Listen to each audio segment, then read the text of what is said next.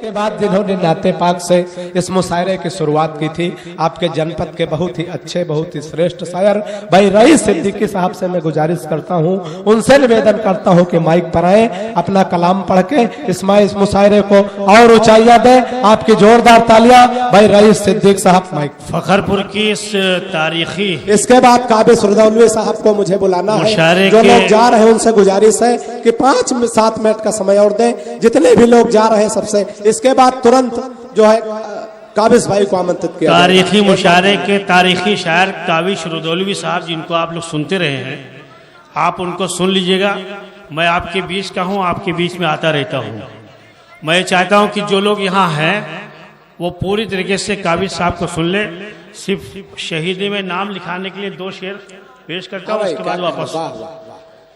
रहनुमा मुल्क के निराले हैं, रहनुमा मुल्क के निराले हैं, तन के उजले हैं मन के काले हैं, तन के उजले हैं मन के काले हैं।